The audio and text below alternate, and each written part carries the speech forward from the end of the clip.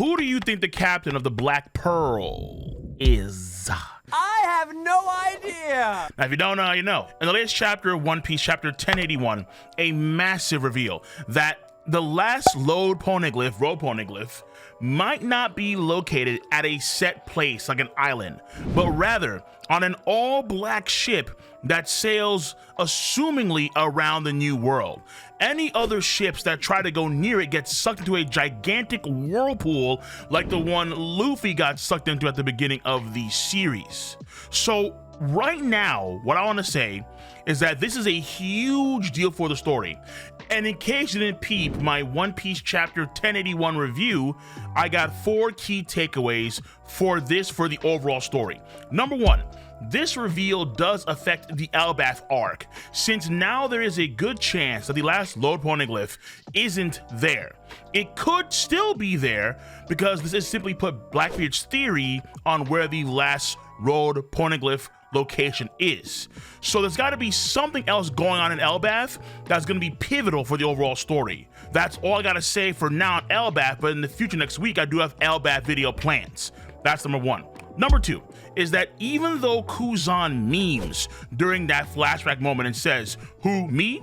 while showing the scar he got from Akainu, and Vasco shot is laughing glug glug glug, I think it is a subtle hint, a sign that the Marines, the Navy, have no idea who this person is or even this all-black ship. Kuzan was literally a former admiral, one of the highest positions in the entire force. And if he didn't know, there's a good chance that none of the Navy men know.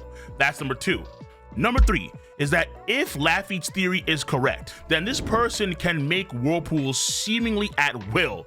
Then this person is a very, very dangerous individual. A person who might already be in most fans' top strongest characters of the series, but we haven't seen them fight yet, or a entirely new top tier individual.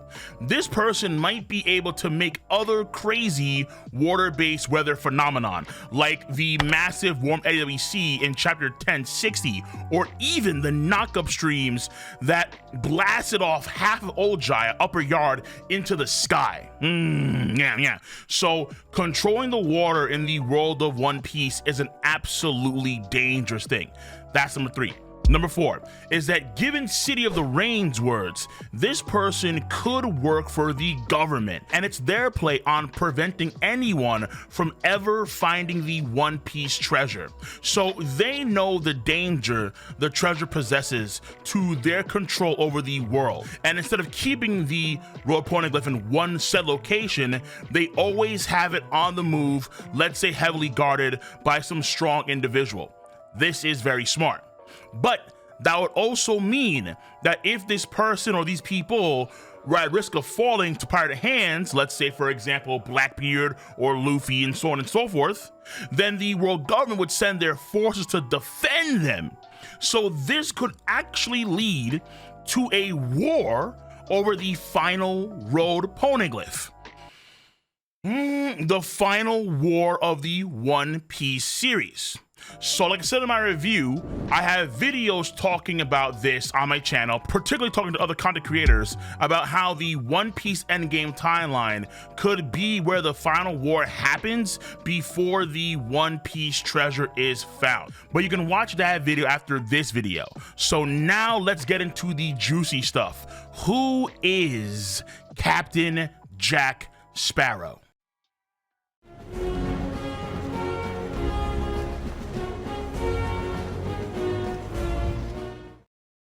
So like in the last section, I also pretty much have 4 general takes on who the captain is, and each one of them is going to get crazier and crazier and crazier as the video goes on, because I'm going to try and match Oda's Madman plays. Of course, this is assuming that this is, let's say, not a brand new character that Oda is going to make for the man with the burned scar, or at the bare minimum, to be safe here, this character would be involved directly with pre-existing characters if this character is a brand new character. So, number 1, the most obvious person who we already expect to have insight on the location of the last road poneglyph, and is likely the man with the burn scar, Jaga di Sol.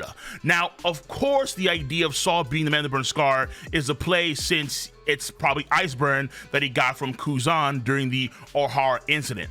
Now, you might say, oh, hold up though. We saw Sol in chapter 1066 after the Vegapunk and Dragon flashback at Elbaf. But keep in mind, yo, that was 22 years ago. Remember that Sol, during the Ohara flashback in chapter 392, stated that he did not want to be lumped in with the other giants of Elbaf, the ones that he deemed to be savages, brutes, monsters. Since he viewed them that way in his mind back then, who is to say that he is still there on Elbaf to this day? We can assume that. It's a safe assumption, but not a guarantee. It was his people on his ship that got the books at Ohara in the chapter 1066 flashback. So who's saying the same vein, at some point in the past, that Sol and his people also went to the place near Fishman Island and scooped up the Lord Poneglyph that's now gone missing? Because remember, the missing Lord Poneglyph is the one that we saw in chapter 967 during the Odin flashback. So it's in that same chapter 1066 that Shaka the Good does not say that Sol is in Elbaf. He simply tells Robin that he is, quote, currently in hiding, end quote. So this in hiding could be potentially always on the move, guarding the last road poneglyph that leads to Laugh Tale. And he has an ally, or he himself somehow, some way, can make whirlpools to defend themselves from any enemies. So the books of Ohara that are on Elbaf, let's say, could be protected by somebody else who is doing this duty for Sol. He has a greater purpose, and that's to maintain the Lord Poneglyph. So that's number one, the most obvious pick, Jaga di Sol. Number two, less likely but not impossible, Dragon. Yes. Some people have noted too how his ship, the Wind Granma, not Grandma, but Gran with no D, Granma, of course having sails, but these sails are all black. So, oh my God, these sails are all black. This is all black ship. However, again, all black everything. In the anime, Dragon Ship does have notes of green and red, and the wood for the main structure is definitely not black. It isn't black! Because again, I'm calling this ship the Black Pearl, and the Black Pearl was an all black ship from Pirates of the Caribbean. So Dragon Ship is not cutting it, absolutely. However, if you wanted an ability that could control the weather, at least indirectly, then Dragon's power might be able to do that. He would likely, in this situation, wouldn't be a Wind Logia, but rather, let's say, be a Weather Paramecia, or some mythical Zoan that can control the weather in some super way, more so than even Kaido could, right? Like, whatever it could be. I have no idea. Whatever his powers are for this video, at the end of the day, don't matter, because there is a better reason to throw Dragon's hat into the ring. The Road to Laugh Tale, chapter 1053.1. There is a box that talks about the locations of the final red stone, the final low poneglyph, and there are three options. Elbaf, Vera, and Full Outlet Island are the three main guesses in that volume. Of course, we rule out by default Full Outlet Island because we know that BB doesn't have that poneglyph. Elbaf, of course, is still in play, but it might not be the location because of Captain Monkey D. Sparrow. This just leaves Vira, right? A location we have not gone to in the series just yet, but details on Vira were revealed in the One Piece Yellow Grand Elements databook. And in that databook, it's explained that this country, 4 years from the current time in the story, was seeing a lot of internal rebellion. Then there was a coup d'etat that happened, and it was initiated by the So if this person, let's say, isn't Dragon, then it could be somebody related to Dragon, and this person could also be related to the country of Vira. That is number two. But we go even crazier here.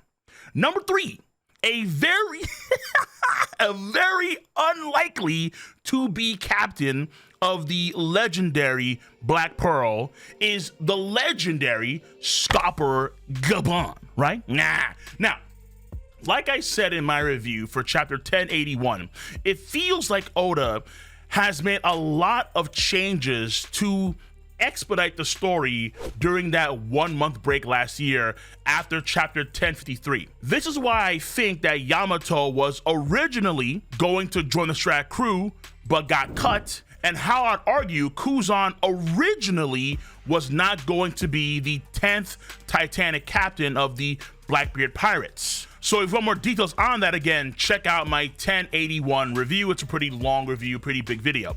But that being said, in order to, let's say, expedite the entire thing with the Black Pearl, Scopper is an established character that could have gotten orders from Roger, or let's say via his own volition, went to Fishman Island and moved the rope poneglyph there in this all-black ship. So this could explain why we haven't heard a peep about Scopper for all this time, unlike, let's say, Rayleigh, who was at Shabornik Archipelago. Other members of the Roger Pirate crew could also be on the Black Pearl, and one of them, let's say for example, Sunbell, the Fishman, could cause the whirlpools that potentially spawn in the area. Because we do see Hachi make a whirlpool, a maelstrom, in chapter 75 by simply moving a large underwater rock under a marine ship, and doing so forcing the strong currents to make a maelstrom. So Scopper Gaban is not off the table, but he's at the edge of the table. However, here is the impossible take. The table is so cramped, or it's so full, that in this situation, we're not eating on the table or like even at the edge of the table. The person has their hand underneath the plate right here and they're eating like this.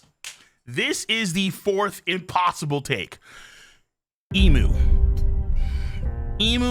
kind of, sort of, let me explain. Let me explain, okay? If City of the Rain is right, then the only person that can handle a task like this has to be a powerful person in the world government we haven't seen yet, or someone we've seen but don't know much about them.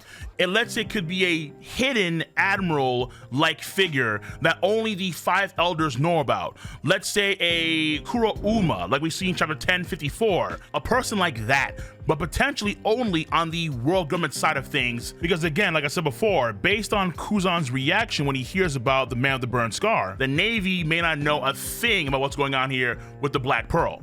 Though, God help me if it's Kong.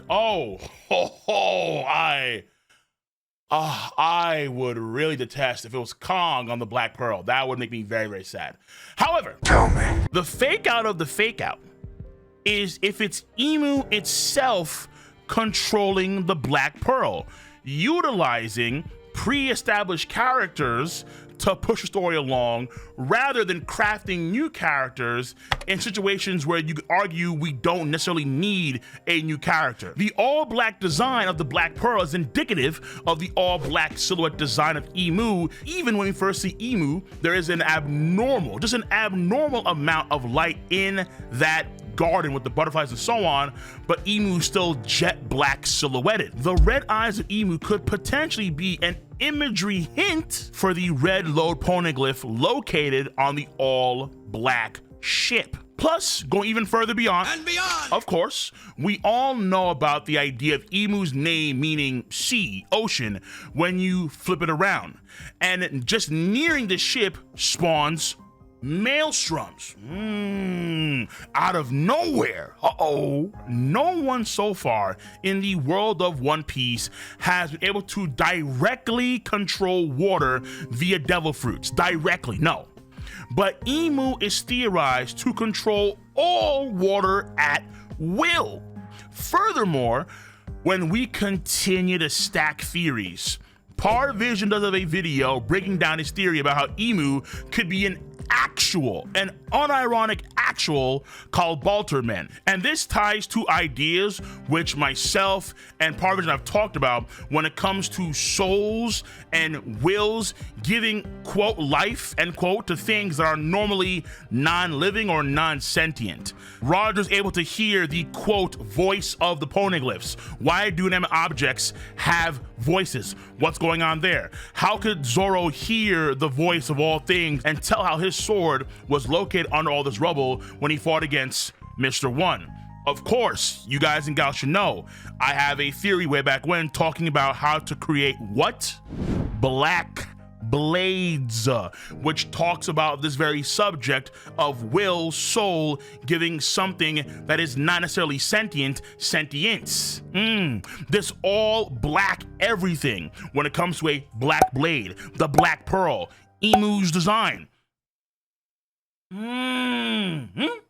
So just how the Going Merry's called Balterman can move itself, the ship, from Water 7 so it could pick up the Straw Hats, so too, in theory, could Emu move this all black ship around, let's say, the world, forever to be lost. And let's say the person with the burned scar is a person that's on the ship that guards a poneglyph, or this person is somehow privy to this ship's location at all times. So they need to find the person with the burned scar that'll tell them where the Black Pearl is located, which is Emu's vessel, who potentially is a Balterman.